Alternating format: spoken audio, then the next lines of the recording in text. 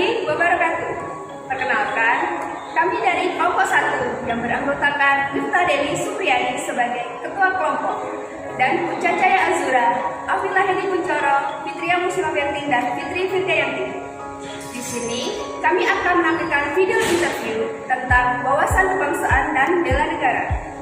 Kami telah memilih 3 orang narasumber dari setiap lapisan masyarakat terkait dengan pemaknaan wawasan kebangsaan dan upaya-upaya bela negara yang dapat dilakukan di tengah maraknya beragam isu-isu strategis kontemporer yang dapat menimbulkan ADHD, yaitu ancaman, gangguan, hambatan, dan tantangan. Simak videonya sampai akhir. Selamat menonton. Nah, di sini saya akan melakukan wawancara bersama narasumber. Boleh perkenalkan dirinya dengan Mbak siapa? Perkenalkan, saya Karisma Ubiar. Mbak Karisma, mahasiswi ya Mbak ya? Ya, mahasiswi IAIN Pontianak. Mahasiswi IAIN Pontianak. Baik, nah hari ini kita akan melakukan wawancara terkait dengan wawasan kebangsaan dan aksi bela negara. Nah, menurut Mbak Karis sendiri nih, wawasan kebangsaan itu penting atau tidak dan bagaimana? Menurut saya, wawasan kebangsaan itu sangat penting bagi setiap orang, termasuklah saya sendiri sebagai mahasiswa, karena menurut saya wawasan kebangsaan itu merupakan cara pandang kita terhadap bangsa dan negara, serta kesadaran terhadap sistem yang berpacu pada Pancasila, Bhinneka Tunggal Ika, dan Undang-Undang Dasar. Oke, Mbak Karis, apakah Mbak Karis tahu apa itu paham radikalisme?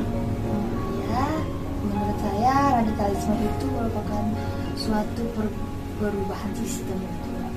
Perubahan sistem mungkin ke arah Yang kekerasan. kekerasan ya. Baik. Nah, untuk radikalisme sendiri, menurut Mbak Karis ini apakah mahasiswa itu sangat rentan untuk terpapar paham radikalisme ini? Menurut saya di umur mahasiswa yang sangat labil ya Mbak, cenderung menentang, ingin melakukan perubahan, tidak bisa memfilter berita-berita hoax gitu. Jadi itu gampang Terpapar ya. Berarti usia-usia mahasiswa ini sebenarnya sangat gampang terpapar paham radikalisme. Nah, menurut Mbak nih, bagaimana menyikapinya apabila ada paham radikalisme, terutama Mbak Karis sendiri adalah mahasiswi. Menurut Mbak, bagaimana kiatnya untuk menangkal dan menolak paham tersebut? Menurut saya dengan kita cinta dan setia pada nilai Pancasila dan ideologi negara, dan memahami dan kita bisa menerapkan nilai-nilai Pancasila di kehidupan kita sehari-hari.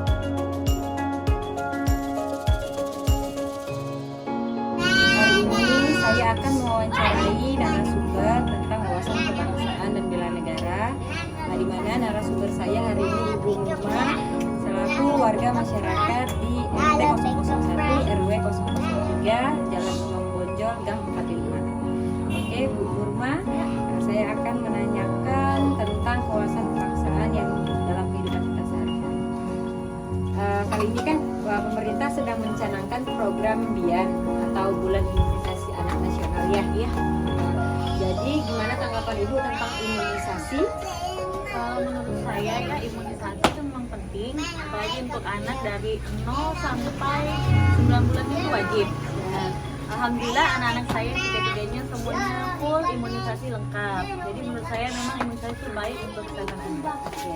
Berarti kalau untuk BIAN, maaf Ibu, anak Ibu umur berapa yang terakhir? Yang terakhir 23 bulan. Oke, 23 bulan ya.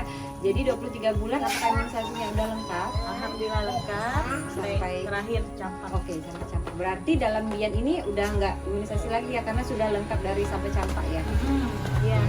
Berarti dari imunisasi dasar 0 sampai 9 itu udah lengkap. Dilanjutkan dengan tambahan booster ya. Iya, boosternya campak sama DPT HB0 kan?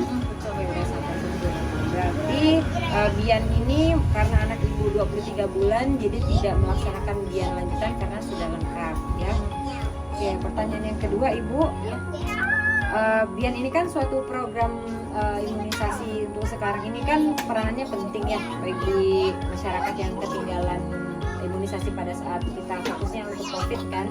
Kemarin kemarin karena COVID, jadi imunisasi yang mungkin dasar itu udah lupa nih pada ibu-ibu nih. Jadi kayak ngerasa takut kan, kayak ngerasa mau keluar rumah juga udahlah ke petugas kesehatan takut, ngeri gitu kan. Jadi sekarang kan posisinya udah berubah nih Bu. Kayaknya Indonesia juga udah mulai membenahi ini kan. COVID sekarang juga udah jarang ditemukan sekarang. Nah sekarang kan posisi Ibu punya anak ya, umur 23 bulan ya. Gimana giat Ibu nih untuk selalu mengontrol ini aja anaknya, perkembangannya gimana? Dibawa ke posyandu kah atau dibawa ke klinik atau gimana? Kalau dulu masih belum ngajar, saya alhamdulillah rutin ke posyandu kan, sampai ada tiap panggil dari posyandu tiap bulannya tuh tetap datang. Tapi sekarang kalau misalnya kayak ada kekurangan, paling langsung ke puskesmas. Oh langsung ke puskesmas ya. Berarti tetap memperhatikan perkembangan anak kan dari walaupun udah lengkap imunisasi tapi tetap timbang setidaknya sebulan sekali ya. Betul. Timbang perkembangan kelanjutan anaknya ya. Oke Ibu, yang terakhir pertanyaan saya, bagaimana harapan Ibu terhadap imunisasi yang sekarang walaupun bukan biar kayak imunisasi dasar lengkap, jadi biar Ibu bisa ceritakan harapan-harapan Ibu gimana? Ya kalau harapan saya sih kalau tentang imunisasi, alhamdulillah Indonesia udah mulai maju ya. Cuman gimana ya kendalanya karena kemarin COVID. Jadi kemungkinan menurut saya tuh banyak orang yang masih kayak kurang minat untuk anak imunisasi karena alasannya pertama mereka takut dikiranya anaknya tuh kena vaksin. Kan? Padahal sebenarnya kan sama imunisasi dengan vaksin itu nggak jauh beda sebenarnya kan, hanya bahasanya ya kan. Cuman orang itu mengalaminya tuh divaksin padahal imunisasi kan. Iya betul, padahal imunisasi maksudnya itu memang kalau ya kayak anak saya tadi kan memang wajibnya harus lengkap imunisasinya karena itu juga pertama mencegah dia dapat penyakit kan, serangan apalagi sekarang virus yang ini kan. Jadi makanya saya juga sih kalau untuk imunisasi anak-anak tuh alhamdulillah saya lengkapkan biar dijaga kesehatannya. Terima kasih Ibu atas wawancaranya, luar biasa ya. Salah satu narasumber kita sangat menginspirasi karena di rumah pun, jadi Ibu maaf ngajar atau apa? Ya saya ngajar di mana? Di SD Desa Kapur. Oh SD Desa Kapur ya. Jadi walaupun dengan kesibukan pengajar sehari-hari, Bu Nurma juga masih memberi hak untuk anaknya, membawa anaknya dalam program imunisasi pemerintah.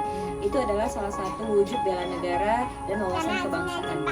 Sekian wawasan dan wawancara saya hari ini bersama Ibu Nurma. Assalamualaikum warahmatullahi wabarakatuh.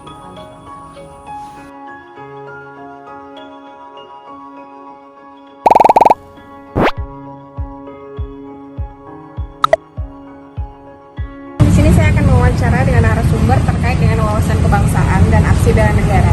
Bersama narasumber kami, seorang anggota Polri yaitu Bapak AKP Simanjuntak. Ya. Selamat sore Pak. Selamat sore. Kita akan bincang-bincang sedikit ya Pak ya terkait dengan wawasan kebangsaan dan bela negara. Menurut pendapat Bapak ini, wawasan kebangsaan itu seperti apa Pak? Ya, wawasan kebangsaan itu adalah kecintaan kita untuk tanah air, untuk menjaga persatuan dan kesatuan. Bela negara ya, bela negara itu yang berkaitan dengan tupoksi kita sebagai anggota Polri, mana tertuang dalam Undang-Undang Kepolisian Nomor 2 Tahun 2002. Polisi itu sebagai pemelihara keamanan dan ketertiban, pelindung, pengayom, pelayan masyarakat dan penegak hukum. Di sini yang perlu kita pahami di dalam pelaksanaan kita sehari-hari sebagai anggota Polri, tentu kita memberi pelayanan terbaik di tengah-tengah masyarakat. Berarti kegiatan vaksin yang selama ini kita lakukan juga termasuk bela negara ya Pak ya? Ya termasuk. Jadi dalam rangka mensukseskan program pemerintah, pelaksanaan vaksinasi di wilayah hukum Provinsi Kalimantan Barat berjalan dengan baik. Sampai saat ini belum menemukan kendala-kendala yang berat di terobosan-terobosan yang kita lakukan, mulai dari kota sampai ke desa berjalan dengan baik.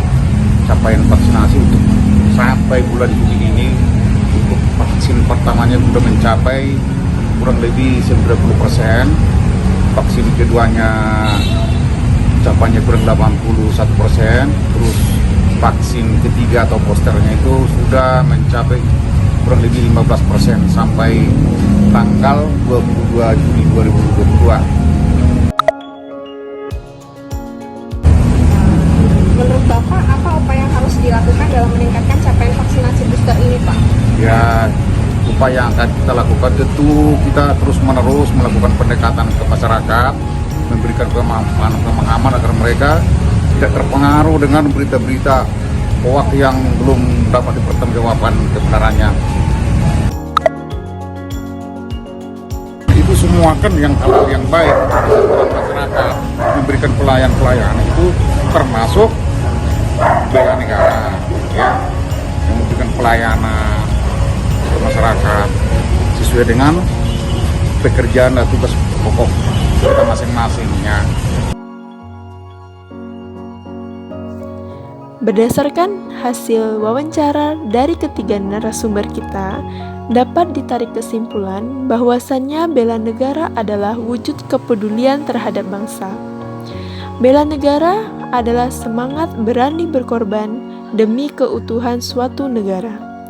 Masa depan suatu bangsa sangatlah ditentukan oleh para pemuda, baik yang masih berstatus mahasiswa ataupun dengan yang sudah menyelesaikan pendidikan. Mari jaga bangsa kita dengan bela negara dan wawasan kebangsaan. Sekian video yang dapat kami sampaikan. Terima kasih.